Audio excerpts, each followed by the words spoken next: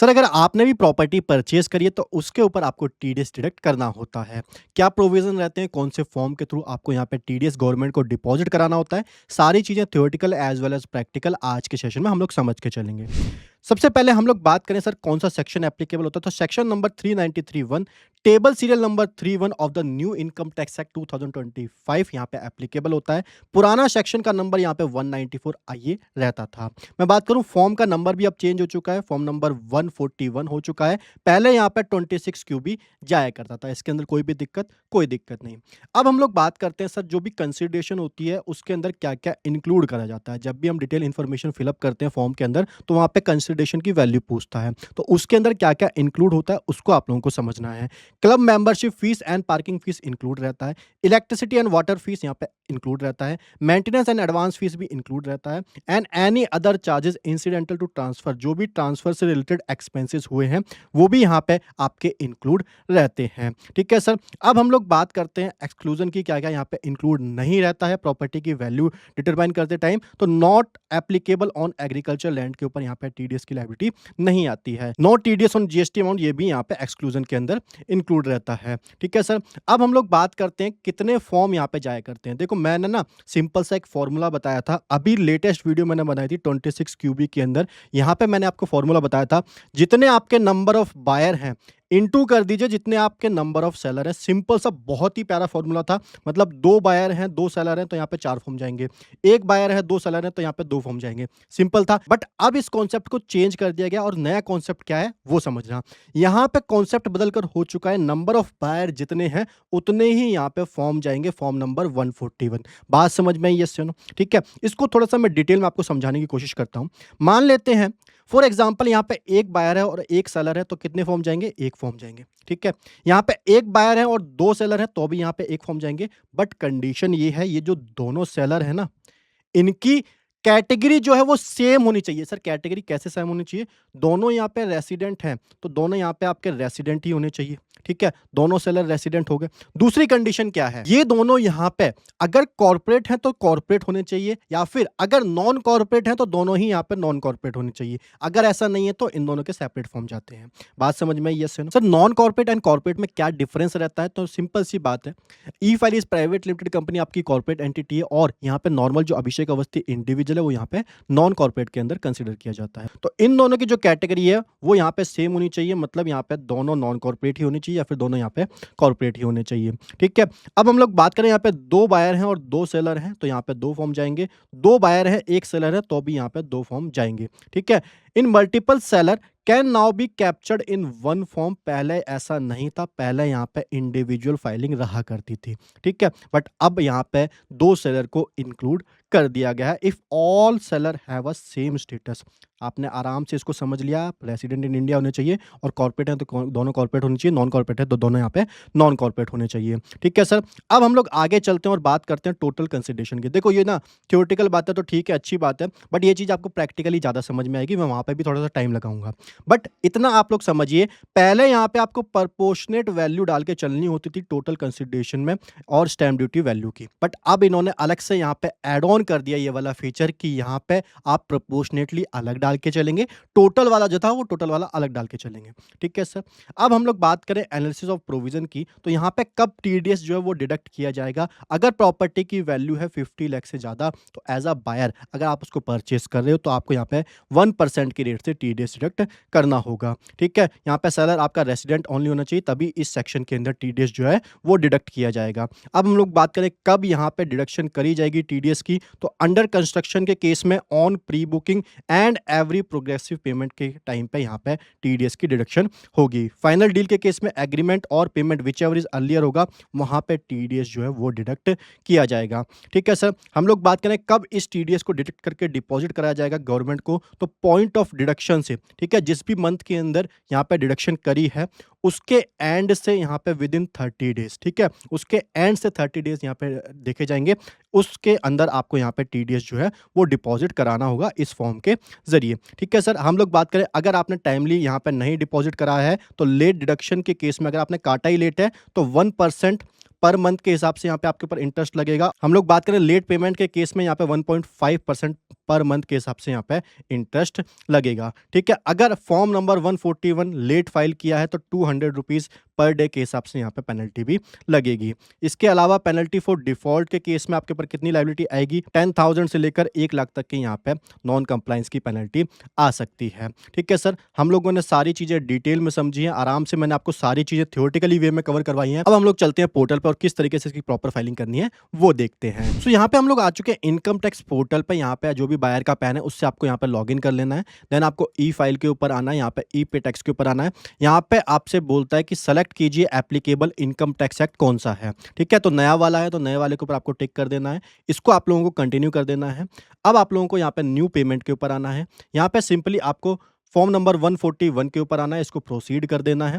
Then आपसे पूछ रहा है select the appropriate deductive type, मतलब जो सेलर है जिसका हम टीडीएस डिडक्ट कर रहे हैं, जिसका बायर टीडीएस डिडक्ट कर रहा है वो कॉर्पोरेट एंटिटी है या फिर नॉन कॉर्पोरेट डिडक्टिव है। ठीक है सर, तो नॉन कॉर्पोरेट डिडक्टिव के ऊपर हम लोग टिक कर देते हैं। देन आपका जो फॉर्म नंबर 141 है वो यहाँ पे ओपन हो जाता है। यहाँ पे आपका पार्ट ए यहाँ पे पूरी तरीके से ओपन हो जाता है। जो भी बेसिक डिटेल होती है बायर की वो यहाँ पे आ जाती है। रेसिडेंटल स्टेटस आपको यहाँ पे डिडक्टी का सेलेक्ट करना है, रेसिडेंट है या फिर नॉन रेसिडेंट है। ठीक है, वो यहाँ पे आपको सेलेक्ट करना है। उसके बाद यहाँ पे टैक्स ईयर आपका आ जाता है, ये 26-27 है।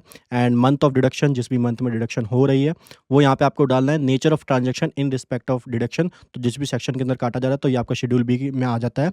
TDS on sale transfer of immovable property under section number 393(1). ठीक है, इसको आप लोग यहाँ पे कंटिन्यू कर दीजिए। ये आपका पार्ट बी जो है वो यहाँ पे ओपन हो जाता है। ठीक है, आराम से समझना, इसके अंदर कोई भी कॉम्प्लेक्सिटी अब आपको नहीं आनी चाहिए। ठीक है, सबसे पहले हम लोग बात करें type of immovable property, land है या फिर बिल्डिंग है, जो आपको यहाँ पे सेलेक्ट करना है। उसके बाद address of the property, transferred या फिर ट्रांसफर होने वाली है इन फ्यूचर के अंदर, तो मैं यहाँ पे एड्रेस डाल देता हूँ। ठीक है, उसके बाद हम लोग बात करें यहाँ पे पिन कोड की, सो पिन कोड भी मैं डाल देता हूँ। उसके बाद पोस्ट ऑफिस आपका यहाँ पे आ जाता है, एरिया लोकेलिटी आपका यहाँ पे आ जाता है। ठीक है, तो ये आपका एड्रेस जो है प्रॉपर्टी का ये आपने फिलअप कर दिया है।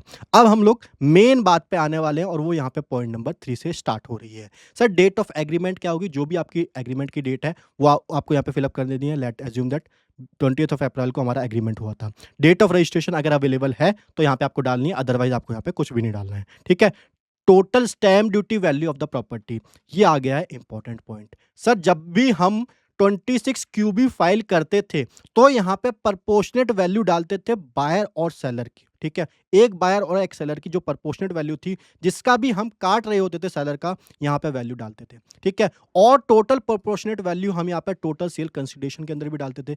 जितने भी 26 क्यूबी जिन्होंने फाइल करी उनको आइडिया हो चुका है, बट चेंजेस ये आया है, अब कोई भी आपको प्रपोर्शनेट वैल्यू नहीं डालनी है। जो टोटल स्टैम्प ड्यूटी वैल्यू है प्रॉपर्टी की वो आपको यहाँ पे डालनी है। जो टोटल सेल कंसिडरेशन है प्रॉपर्टी की वो आपको यहाँ पे डालनी है पॉइंट नंबर 6 के अंदर। सारी कंफ्यूजन दूर, सिंपल है, कोई भी दिक्कत नहीं। ठीक है, पॉइंट नंबर 7 की बात करते हैं, इसको आराम से समझना। Is the payment being made lump sum और इंस्टॉलमेंट। लमसम मतलब एक साथ पेमेंट करी जा रही है, इंस्टॉलमेंट मतलब इंस्टॉलमेंट में करी जा रही है। सबसे पहले इंस्टॉलमेंट वाला जो पॉइंट है उसको मैं आपको समझा देता हूं। मान के चलते हैं आप यहाँ पे 5 इंस्टॉलमेंट में पेमेंट करने जा रहे हो। आप कितने फॉर्म फाइल करोगे, 5 फॉर्म फाइल करोगे, ये बात तो क्लियर होनी चाहिए। ठीक है, कैसे फाइल करोगे, पहला फॉर्म जब भी फाइल करोगे तो यहाँ पे इंस्टॉलमेंट के ऊपर टिक करोगे, देन यहाँ पे फर्स्ट इंस्टॉलमेंट के ऊपर टिक करोगे, कोई भी दिक्कत। यहाँ पे आपको एक्नॉलेजमेंट नंबर पॉइंट नंबर 9 के अंदर उस केस में नहीं डालना है। ठीक है, पॉइंट नंबर 10 भी उस केस में नहीं आएगा। ठीक है, हम लोग बात करें सर बची हुई जो 4 इंस्टॉलमेंट है उस टाइम पे फॉर्म कैसे फिलअप होगा। बची हुई 4 में से 3 जो जाएंगी वो यहाँ पे इंस्टॉलमेंट करके यहाँ पे सब्सिक्वेंट इंस्टॉलमेंट में जाएगी, एंड जो लास्ट वाली इंस्टॉलमेंट रह चुकी है वो यहाँ पे लास्ट इंस्टॉलमेंट के अंदर जाएंगी। सर इसके अंदर क्या कंफ्यूजन है, 5 फॉर्म जाएंगे, पांचों फॉर्म मैंने आपको बता दिए। पहला फॉर्म इंस्टॉलमेंट करके फर्स्ट इंस्टॉलमेंट, दूसरा फॉर्म इंस्टॉलमेंट करके सब्सिक्वेंट इंस्टॉलमेंट, तीसरा चौथा यहाँ पे सब्सिक्वेंट इंस्टॉलमेंट, पांचवा यहाँ पे लास्ट इंस्टॉलमेंट के अंदर आपका जाएगा। As simple as that. Lump sum में कर रहे हो तो यहाँ पे आप सिंपली लमसम करके आगे बढ़ जाइए। ठीक है, अब हम लोग बात करते हैं यहाँ पे पॉइंट नंबर 11 की। सर यहाँ पे भी तो दिक्कतें आ रही हैं। आपने अभी तो बोला था खाली जो बायर है उसका हम नंबर देखेंगे, बट इसके अंदर तो सारे बायर की डिटेल मांग रहा है, सारे बायर की मांग रहा है, तो इसी फॉर्म के अंदर काम हो जाएगा। नहीं सर, कुछ इंफॉर्मेशन यहाँ पे खाली इंफॉर्मेशनल पर्पस के लिए बनाई गई है। यहाँ पे खाली हमको बायर जो है दूसरा वाला ऐड ऑन करना है, उसका कितना परसेंटेज है वो ऐड ऑन करना है। इसके अलावा हमें कुछ भी नहीं करना है, ठीक है? हम यहाँ पे एक साथ सेलर का काट सकते हैं। यहाँ पे जो डिटेल ऑफ डिडक्टी आ रही है, एक साथ 2 सेलर का काट सकते हैं। बट यहाँ पे जो बायर है वो खाली इन्फॉर्मेशनल पर्पज़ के लिए है। जो दूसरा बायर है वो अलग से यहाँ पे फॉर्म फिल अप करेगा और हमारी डिटेल में यहाँ पे जो भी हमारा परसेंटेज है वो यहाँ पे सेम एज़ इट इज़ जैसे हम फाइल करेंगे वैसे वो भी फाइल करेगा। बात समझ में आई? क्लियर हुई चीज़ें? ठीक है सर। हम लोग बात करें ट्रांज़ैक्शन डिटेल, वो जैसे अभी मैं दिखा दूँगा, ये तो सिंपल है, इसके अंदर कुछ भी नहीं है, ठीक है? अब हम लोग बात करते हैं क्या-क्या चीज़ें रह गई हैं उसको भर देते हैं एक बार। सो यहाँ पे हमारी जो स्टैम्प ड्यूटी वैल्यू है वो यहाँ पे 60 लाख की है। टोटल सेल कंसिडरेशन भी हमारी सेम है। अगर आपकी डिफ़र है तो यहाँ पे आप डिफरेंट डालोगे, अदरवाइज़ सेम ही रखोगे, ठीक है? लमसम में पेमेंट हो रही है, तो लमसम में हमने डाल दिया है। इसके बाद हम लोग बात करें तो डिटेल ऑफ बायर डालनी है, तो बायर हमारे केस में जो भी है यहाँ पे हम लोगों को एडिट करना है। अगर यहाँ पे हमारा 100% है तो हमको 100 डालना है, अदरवाइज़ यहाँ पे अगर हमारा 50 है तो बटा हुआ जिसका भी 50 है वो भी उसकी डिटेल भी हमको यहाँ पे फिल अप करनी होगी, पैन और नेम और जो भी प्रपोर्शन है वो हमको यहाँ पे डालना होगा।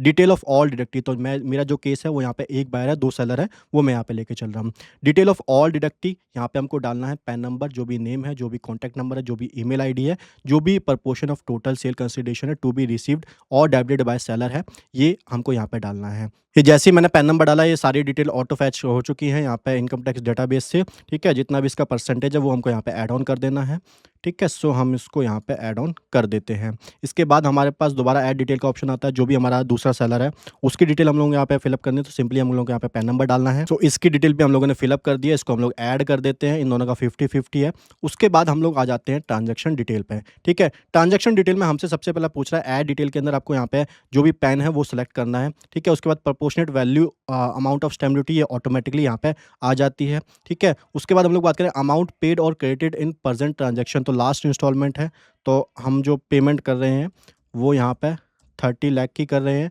Amount on which tax is liable to be deducted आ जाएगा। डेट ऑफ पेमेंट क्रेडिट, ये भी जो आपकी बैंक एंट्री होगी वो यहाँ पे आ जाएगी, ठीक है?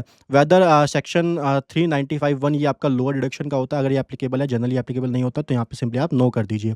रेट कितना है सर? रेट यहाँ पे 1% आ जाता है और जो टीडीएस है वो यहाँ पे ऑटोमेटिकली आपका आ जाता है। डेट ऑफ डिडक्शन जो भी आपकी है वो आप लोग यहाँ पे डाल दोगे, ठीक है? सारी डिटेल यहाँ पे आपने फिलअप कर दिया, इसके अंदर कोई भी दिक्कत नहीं है। इसको सिंपली आप लोग ऐड कर दीजिए, ठीक है? ये आपकी एक ऐड हो चुकी है। उसके बाद आपको यहाँ पे दूसरा वाला जो है पैन उसमें ऐड करनी है। यहाँ पे प्रोपोर्शनेट वैल्यू आ चुकी है। अमाउंट ऑफ पेड क्रेडिट कितना हो रहा है? सो यहाँ पे 30 लाख हो रहा है। डेट ऑफ पेमेंट क्रेडिट, ये प्रोपोर्शन जितना है ये प्रोपोर्शनेट वैल्यू यहाँ पे हम लोग डाल रहे हैं। पहले हम लोग खाली प्रोपोर्शनेट वैल्यू डालते थे, बट अब यहाँ पे ऊपर टोटल वैल्यू, नीचे यहाँ पे प्रोपोर्शनेट वैल्यू, ठीक है? सो यहाँ पे हमको ये सेलेक्ट कर लेना है एज इट इज़ ऊपर वाले जैसा, ठीक है? ये हमारा आ चुका है। डेट ऑफ डिडक्शन भी हमारी 20th लेके चलते हैं, इसको हम लोग ऐड कर देते हैं। ये हमारी दोनों ट्रांजैक्शन जो है वो यहाँ पे आ चुकी है। Amount on which tax to be deducted, इसको आप लोग वेरीफाई कर सकते हैं। 60 लाख है प्रॉपर्टी की वैल्यू एंड यहाँ पे 60,000 जो टीडीएस डिडक्ट किया जा रहा है। कोई भी इंटरेस्ट की यहाँ पे लायबिलिटी नहीं है, फीस भी कोई एडिशनल पे नहीं करनी है, तो टोटल पेमेंट हमारी आ चुकी है। अब हम लोगों को सिंपली यहाँ पे कंटिन्यू के ऊपर क्लिक कर देना है। जिस भी मोड से आपको पेमेंट करनी है, यहाँ पे यूपीआई से करनी है तो आप यूपीआई वगैरह भी सिलेक्ट कर सकते हो, पेमेंट गेटवे वगैरह करके देन आप लोगों को सिंपली यहाँ पे इसकी पेमेंट कर देनी है। सो आज के सेशन में मैंने आपको डिटेल में बताया किस तरीके से आपको प्रॉपर्टी परचेज के केस में टीडीएस डिडक्ट करना है एंड फॉर्म की फाइलिंग करनी है। ऐसे इन्फॉर्मेटिव सेशन के लिए अभी सब्सक्राइब कीजिए ई फाइल्स को। Thank you so much guys, bye bye, take care.